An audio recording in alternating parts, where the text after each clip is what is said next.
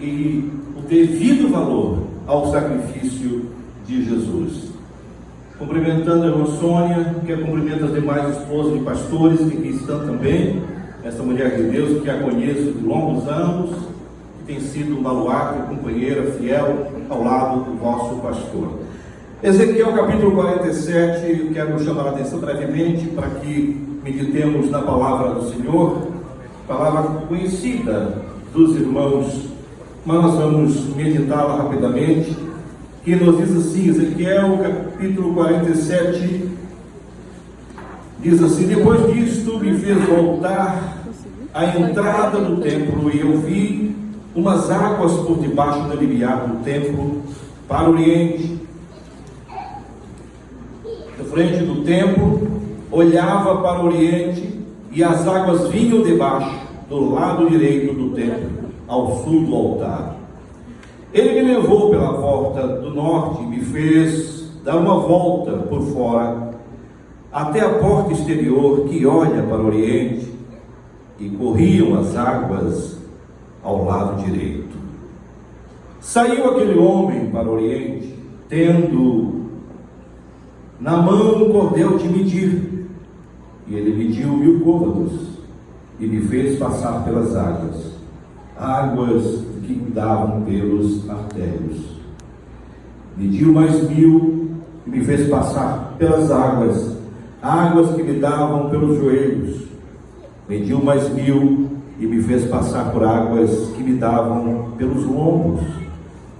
Mediu mais 1000, era um rio que eu não podia atravessar, porque as águas eram profundas, águas que só se deviam passar a nado, rio pelo qual não se podia passar. Ele me perguntou, disse: viste, filho do homem? Então me levou e me tornou a trazer à margem do rio. Assentai-vos, igreja. Quero ser sucinto, mas quero trazer também em consonância ao que foi lido na introdução desse culto sobre as 10 virgens. Também tem uma relação indireta, embora quando se trata desse texto em tela, em apreço para os, eu sei que aqui em São José temos que ter cuidado, porque é uma igreja de exegetas e grandes teólogos. A gente sabe que esse texto trata de um texto futuro, talvez, do milênio, pelo que diz as linhas teológicas. Mas eu quero trazer por uma realidade mais presente, porque podemos fazer uma breve comparação ao mundo que estamos vivendo hoje. Quando se fala em Mar Morto, em rio,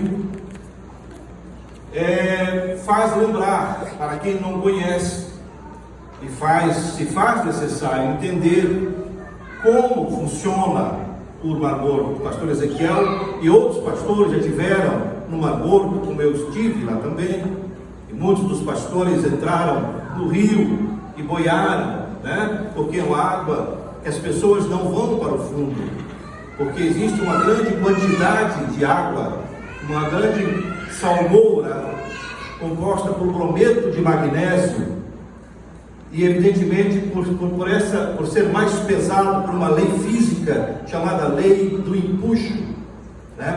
Os jovens que estudam física sabem que a água se torna mais pesada do que a massa corpórea. Então, pela lei do empuxo, é impossível que o corpo afunde, porque a água é densa e tem uma quantidade grande de sal, em torno de 27, agora um pouco mais, porque cada vez que seca, cada vez que passa, como ele é alimentado pelo Rio Jordão, e evidentemente pelos cuidados que Israel tem tido com as águas do Rio Jordão, porque aliás, alimentado indiretamente pelas águas do Jordão, porque passa pelo Mar da Galileia, e o Mar da Galileia desemboca do Mar Morto, e é uma água que eles usam para consumo. Então há uma grande preocupação com as águas do Mar da Galileia, de toda aquela extensão, porque é a água de consumo deles. Então, na medida que vai diminuindo, que eles vão fechando as comportas, vai aumentando a densidade no Mar Morto, porque fica mais salgado do que é de costume. E as últimas informações é que elas realmente estão crescendo em necessidade de sal. Tanto é que na profundidade daquele mar existe vários lodos que são inclusive curativos, e vocês já conhecem a história, como funciona no Mar Morto, e a importância e a riqueza mineral que existe naquele lugar. Só que o Mar Morto já está dizendo, é um mar morto, não tem vida. Ele tem essa densidade de sal, e evidentemente que nenhum tipo de vida prevalece, evidentemente por esse brometo de magnésio, que inclusive exala um vapor muito forte. E alguns estudiosos dizem inclusive que pássaros que sobrevoam muito próximo ao Mar Morto podem inclusive morrer em função do forte cheiro que exala daquele mar. E também outros fatores paralelos a isto. E ali o Mar Morto tem essa condição que nós conhecemos. E o Mar Morto, eu quero dizer para os irmãos, que representa para nós o mundo. O mundo, irmãos, não tem vida. O mundo por si mesmo é morto. Não há nada que se possa dizer, não há nada que se possa fazer, não há nada que se possa computar como lógico, como definitivo ou como seguro para os dias que estamos vivendo. Jesus mesmo disse: no mundo tereis aflições, porque Jesus sabia que nós estaríamos em um mundo com muita turbulência, e que nós vivíamos também sob crise, sob a pressão do nosso adversário, que quer tragar as pessoas, que quer levar as pessoas para o inferno.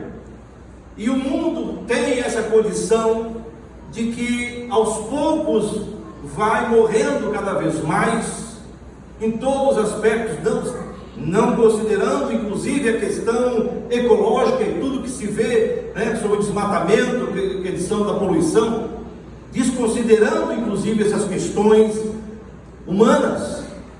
Mas eu quero me ater a questões morais, as questões de valores, a questão de tudo aquilo que nós aprendemos pela palavra de Deus, tudo aquilo que nós entendemos como fundamental, como princípio, como égide, como base de sustentação para a família, para a igreja, como sociedade, como fulcro. Nós não estamos perdendo essa condição, porque cada vez mais se dilui e é comida na rigidez da família, da sociedade, todos os valores que são aprendidos na igreja e nas famílias.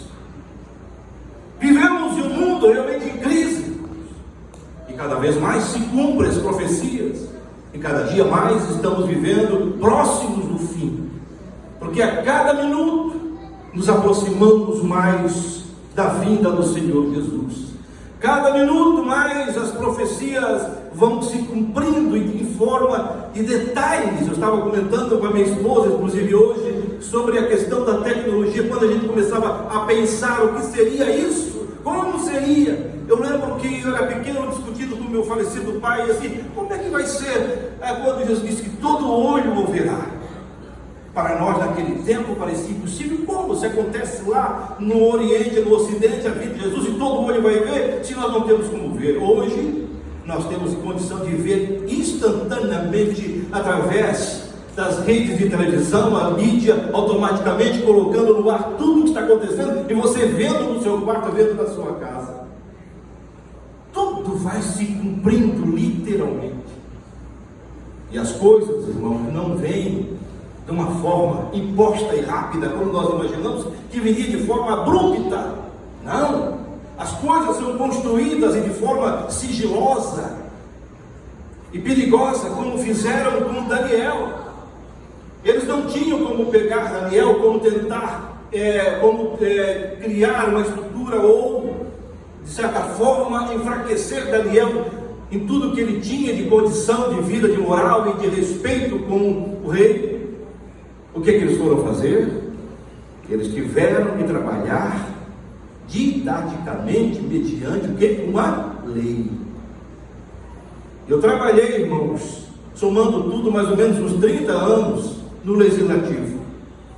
Trabalhei na Assembleia Legislativa 16 anos e trabalhei em Brasília, no Congresso Nacional. Vivi nesse meio, e o pastor Roberto sabe muito bem disso.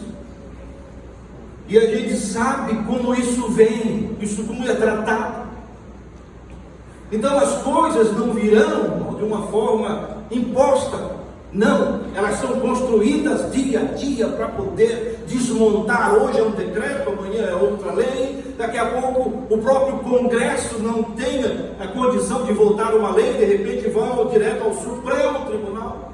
E o Supremo faz por sua conta, de uma forma monocrática, cria uma lei, cria uma jurisprudência, e a lei está valendo a favor do aborto, a favor disso, a favor daquilo, e a sociedade engole de uma forma sem reação.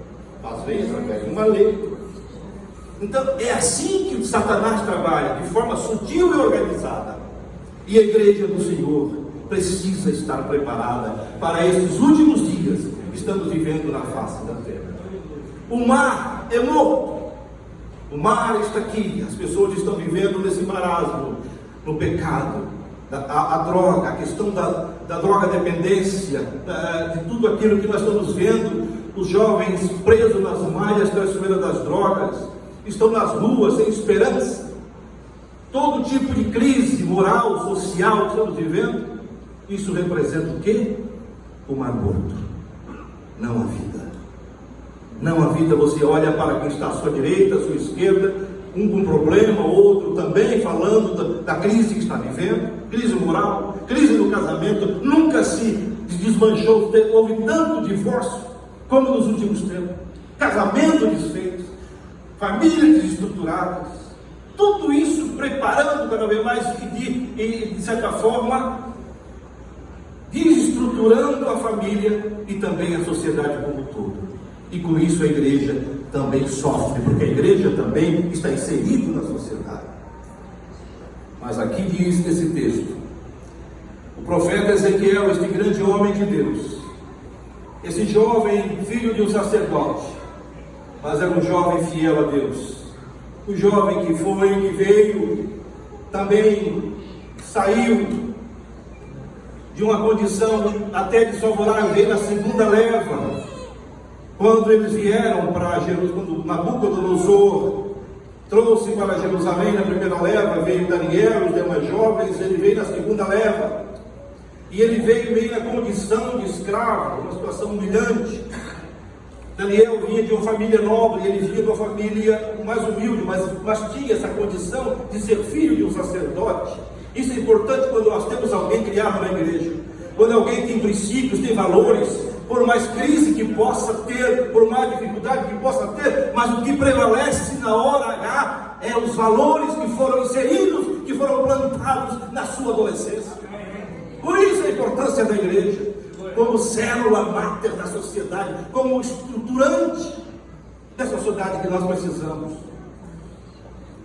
E esse jovem Ezequiel, mesmo estando junto com os demais cativos, diz ali no capítulo 1, ele começa dizendo, estando eu junto ao rio Quebar, que era um rio que existia lá em Babilônia, estando no meio dos cativos, abriram-se os céus. Aleluia!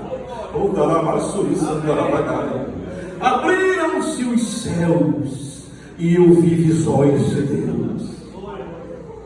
Só quem tem esses valores pode enxergar, ver, ter visões de Deus. E o Espírito Santo e o anjo sacode Ezequiel e disse, Ezequiel, acorda Ezequiel, estando ele numa crise de depressão, angústia, vendo os seus irmãos no cativeiro, sofrendo, com certeza orando ao Senhor, por que estou aqui? O que fizemos? Por que pecamos contra ti? Aleluia! Estando ele ali junto aos cativos, junto ao rio Quebar, orando, o anjo sacode com ele. E no capítulo 2 a gente já vê a esperança acontecendo, o anjo do Senhor sacudindo com Ezequiel, dizendo, filho do homem, põe-te de pé, levanta homem, sai dessa condição de tristeza, de depressão, de crise, de lamento, põe-te de pé, que eu falarei contigo. Deus quer levantar muitas pessoas aqui nesta noite. pessoas deprimidas que têm dito: Senhor, por quê? Por que, como teu servo, como tua serva, por que estou passando por essa crise? Mas nessa noite o anjo vai tocar e você vai dizer: filho do homem, põe-te em pé, porque eu quero falar contigo. Não é de bruço, não é de prostrado, de joelho dobrando sim, mas prostrado de tristeza não.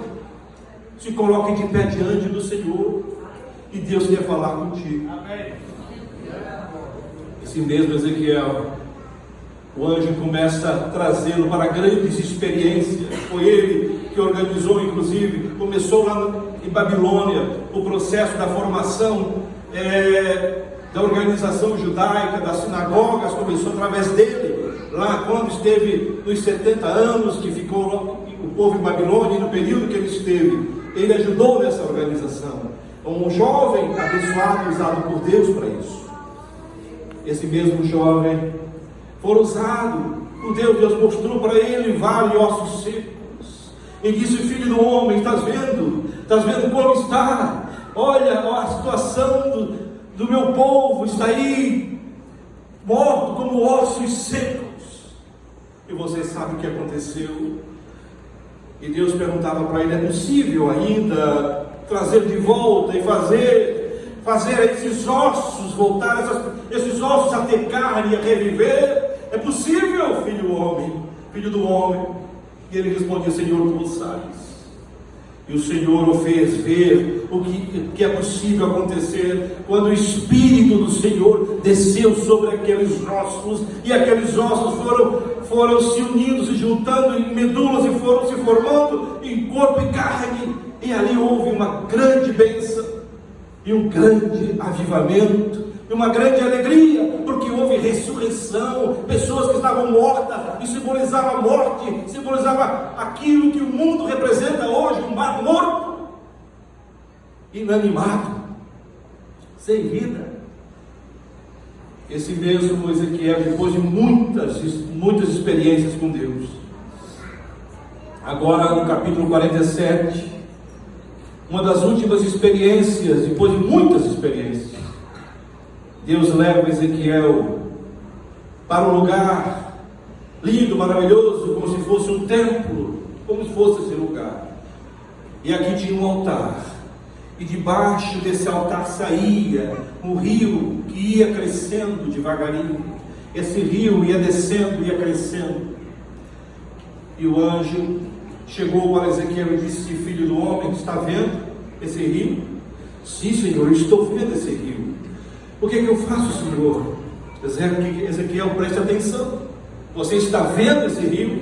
Ele está saindo do altar de Deus, ele está saindo do lugar certo, e ele está crescendo, e ele vai crescer. E na medida que o anjo falava, o rio ia crescendo, na medida que Deus ia falando, o rio ia crescendo. É igual aqui nessa noite, na medida que a palavra de Deus é pregada, o rio vai subindo, as águas começam a subir, aleluia, e o Espírito Santo começa a agir. E foi o que aconteceu com Ezequiel. Ali ele estava diante daquele rio, e o rio crescendo, o anjo chega para ele e diz: Ezequiel, você está vendo esse rio? Eu quero que tu entres nele. Ele disse: mas Senhor, por que eu tenho que entrar nesse rio? Eu quero que tu entres nele, para que você entenda o que eu quero contigo e com o meu povo. Ezequiel parece que vejo pela fé ele relutando, não querendo entrar, e o anjo meio que empurrando ele. Ele começa a entrar no rio, ele mede, o anjo vai e mede por etapas. Primeiro águas que davam pelos artérios, depois pelo joelho, depois pelo lombo, e agora você vai entrar. Ezequiel começa a entrar no rio. Depois de convencido, ele começa a entrar. Quando ele entra e coloca os pés sobre as águas, e começa a entrar água pelos artérios, e disse: Senhor, está bom aqui, posso voltar? O anjo disse: não, aí não. Você tem que continuar. Mas Senhor, por que eu não posso ficar aqui? Por que tem que ser mais para frente? Eu não sei nadar, eu não sei o que fazer. Enquanto você estiver sobre os seus pés enquanto esta água estiver sobre o seu domínio, e que você não nadar, que você tiver condição de ir e voltar e fazer a sua vontade, somente a sua vontade, não interessa para mim. O anjo disse: eu quero que você entre no rio. E forçadamente ele volta, e o anjo disse: vai. E quando ele começa a entrar, as águas vêm pelos joelhos, e ele olha assim: bom, eu acho que aqui já deu, Senhor, já está bom aqui. O Senhor disse para ele: não, estás muito longe ainda, pode continuar, mas Senhor, está bom aqui, eu posso voltar. Não, ainda tu tens pé, tu ainda pode voltar, tu ainda pode recuar, tu ainda pode querer voltar do teu estado onde tu estás, e eu não quero isso de você. E o anjo empurra ele de novo, e ele vai, e a água começa a subir. E diz a palavra de Deus que quando a água chega no ombro, ele começa a relutar. O anjo diz: eu já posso voltar. Não, ainda está em pé, ainda não dá. Você está na ponta do pé, está na igreja e está no mundo. Tem coisa ainda que não está funcionando com você. Você não está andando no Espírito, você não está vivendo na minha vontade. Eu preciso que você entre. Você não pode ter conexão com este mundo. Aleluia.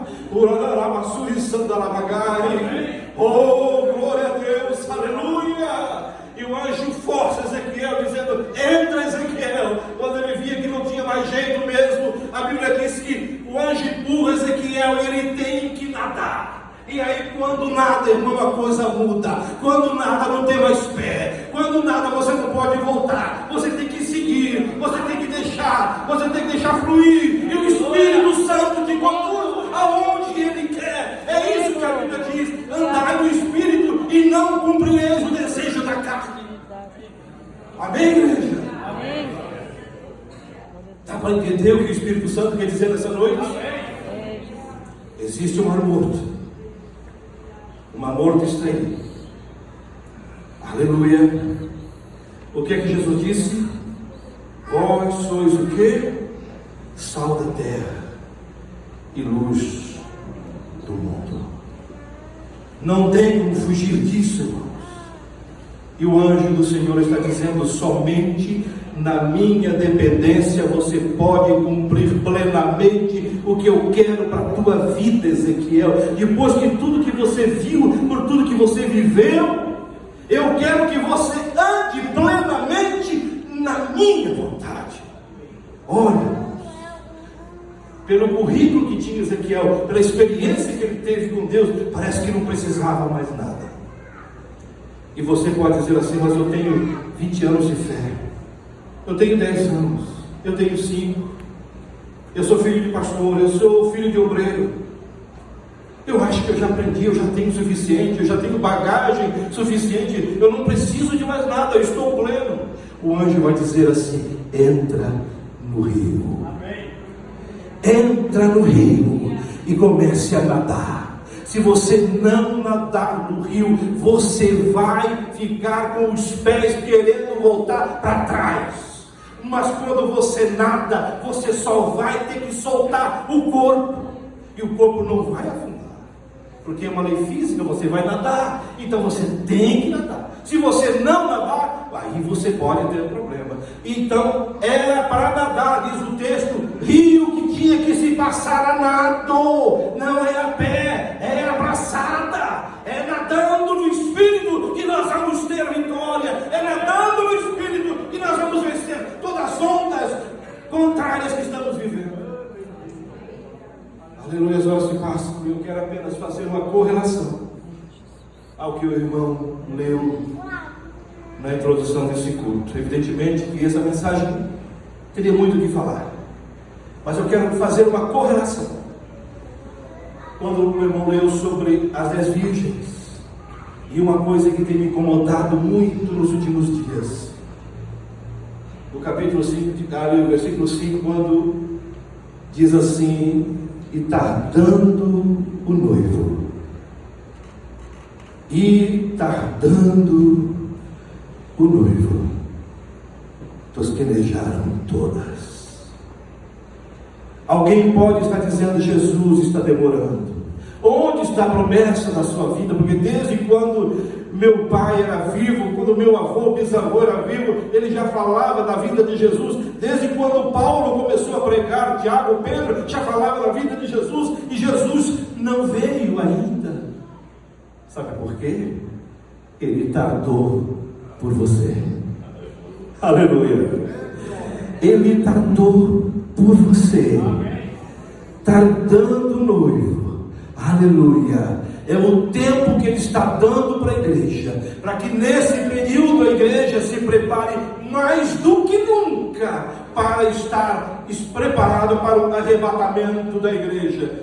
Querida igreja, nos despertemos e vamos se voltar, vamos lembrar que esse tempo que Deus nos deu, esse período de tolerância que o Senhor nos dá, que era para evangelizar, fazer a obra do Senhor, sermos agressivos no que precisamos fazer nesses últimos dias, e nós estaremos cumprindo a vontade do Senhor.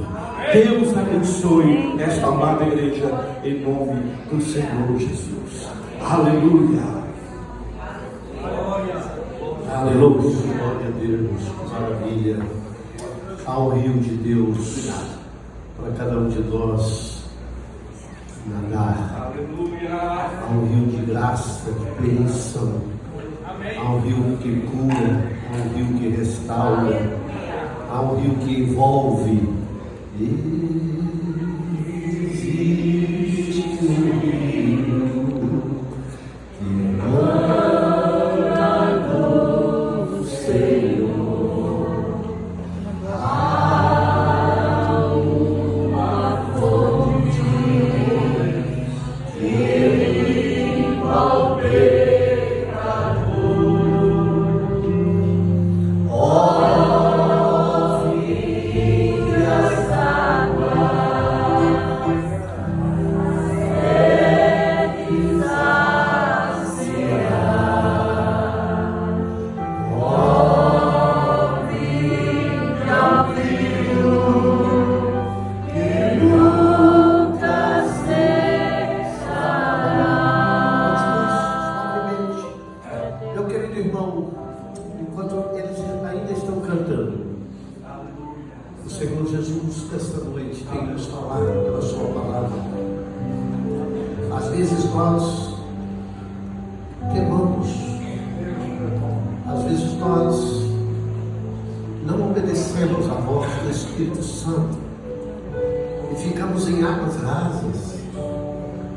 Ficamos com água só pelos pés, só pelo joelho, só pela cintura.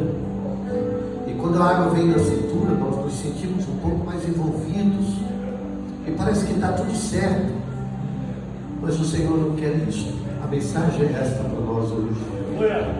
O Senhor quer te envolver.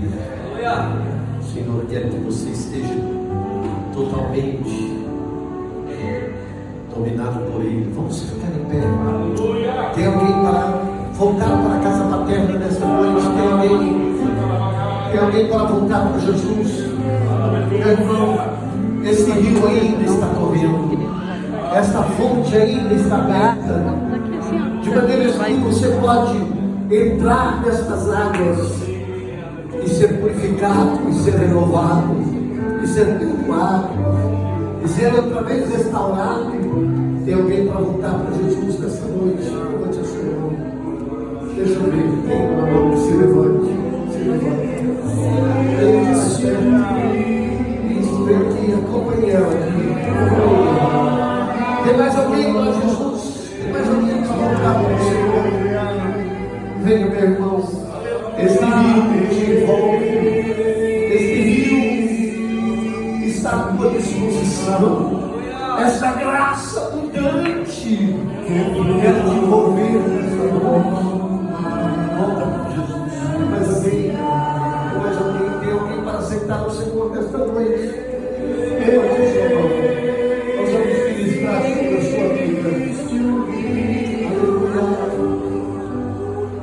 Aleluia.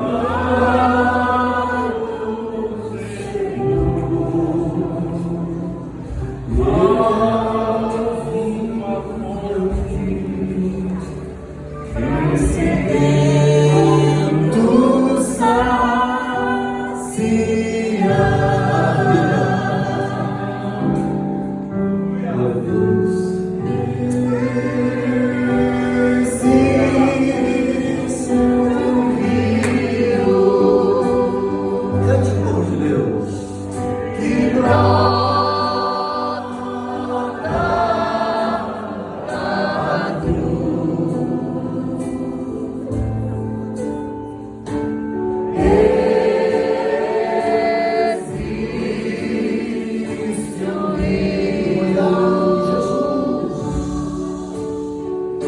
olhar